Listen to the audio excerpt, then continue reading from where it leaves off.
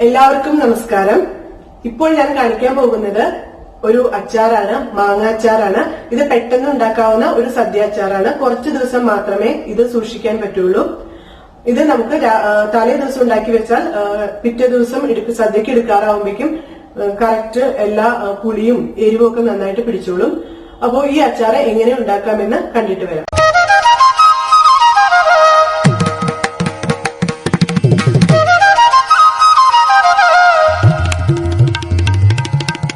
നല്ല നാടൻ മാങ്ങ അച്ചാറാണ് ഞാൻ നിങ്ങളെ കാണിക്കാൻ പോകുന്നത്. അതിനായിട്ട് ഒരു മാങ്ങ, പുളിയുള്ള മാങ്ങ വളരെ ചെറിയ കഷ്ണങ്ങളാക്കി എടുത്തിരിക്കുകയാണ്. ഇത് ജസ്റ്റ് ആ റെസിപ്പി അറിയാൻ വേണ്ടി മാത്രം കാണിക്കുന്നതാണ്. നിങ്ങൾക്ക് മാങ്ങയുടെ അളവ് കൂട്ടാം, അതിനനുസരിച്ച് മുളക് പൊടി മാത്രം കൂട്ടിച്ചു കൊടുത്താൽ മതി. ഇതിലോട്ട് 1 ടീസ്പൂൺ കാശ്മീരി ചില്ലി പൗഡർ ചേർത്തു, 1/4 ടീസ്പൂൺ മഞ്ഞൾപ്പൊടി, 1/4 ടീസ്പൂൺ ഉലുവാപ്പൊടി, 1/4 ടീസ്പൂൺ കായംപൊടി, ആവശ്യാനുസരണം ഉപ്പ്. ഇത്രയും ചേർത്തിട്ട് നന്നായിട്ട് ഇളക്കി യോജിപ്പിക്കണം.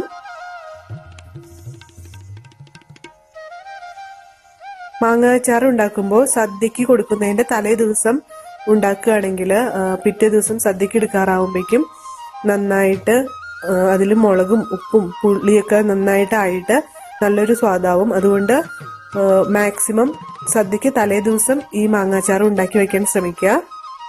ഇത് പെട്ടെന്ന് ഉണ്ടാക്കിയെടുക്കാൻ പറ്റുന്നതാണ്. സദ്യ ഉണ്ടാക്കുന്ന അന്ന് ഉണ്ടാക്കാം, പക്ഷെ കൂടുതൽ ടേസ്റ്റിന് വേണ്ടിയാണ് സദ്യക്ക് തലേ ദിവസം ഇത് ഉണ്ടാക്കി വെക്കാൻ പറയുന്നത്. ഇതിങ്ങനെ പുരട്ടിയിട്ട് കുറച്ചു നേരം വയ്ക്കണം. ഒരു അരമണിക്കൂർ തൊട്ട് 1 മണിക്കൂർ വരെ വയ്ക്കാം.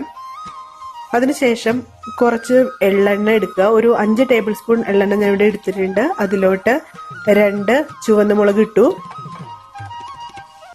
എള്ളെണ്ണ തന്നെ എടുക്കുന്നതാണ് നല്ലത്. 2 മാങ്ങയാണ് നിങ്ങൾ എടുക്കണമെങ്കിൽ എള്ളെണ്ണയുടെ അളവ് കുറച്ച് കൂട്ടി കൊടുക്കണം. 1/4 ടീസ്പൂൺ കടുക് ഇട്ടു. കടുകും കറിവേപ്പിലയൊന്നും ഈ അച്ചാർ ഉണ്ടാക്കുമ്പോൾ അധികം ആവശ്യമില്ല. ഇതിലോട്ട് കടുക് നന്നായിട്ട് പൊട്ടിക്കഴിയുമ്പോൾ നമുക്ക് കുറച്ച് കറിവേപ്പില ചേർക്കാം.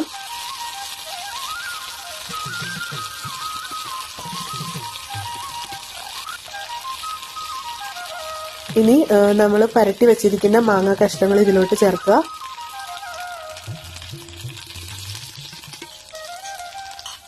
ഈ മാങ്ങ കഷ്ണങ്ങൾ ചേർത്ത വഴി തന്നെ ജസ്റ്റ് ഒന്ന് ഇളക്കിയിട്ട് അപ്പോൾ തന്നെ തീ ഓഫാക്കണം.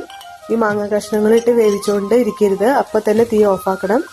ഇത് ജസ്റ്റ് ഇതുപോലെ ഒന്ന് ഇളക്കിയ ശേഷം ഉടനെ തന്നെ തീ ഓഫാക്കാം.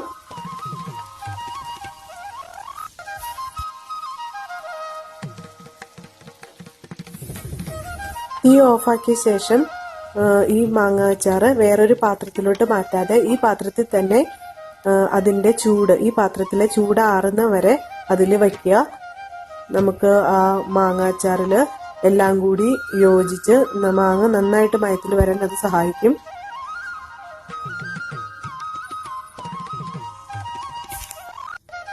ഇതിലോട്ട് 1 ടേബിൾ സ്പൂൺ ഇതുപോലെ തിളച്ച വെള്ളം, മാങ്ങ അച്ചാറിൽ ചാറ് ആവശ്യമുള്ളവർക്ക് ഒഴിക്കാം. എനിക്ക് അധികം ഇഷ്ടമല്ല, അതുകൊണ്ടാണ് ഞാൻ 1 ടേബിൾ സ്പൂൺ മാത്രം ഒഴിച്ചത്. അപ്പോൾ നല്ല തിളച്ച വെള്ളം ഒഴിക്കണം. 1 or 2 ടേബിൾ സ്പൂൺ നിങ്ങൾക്ക് ആവശ്യാനുസരണം ഇതിലോട്ട് ചേർക്കാം.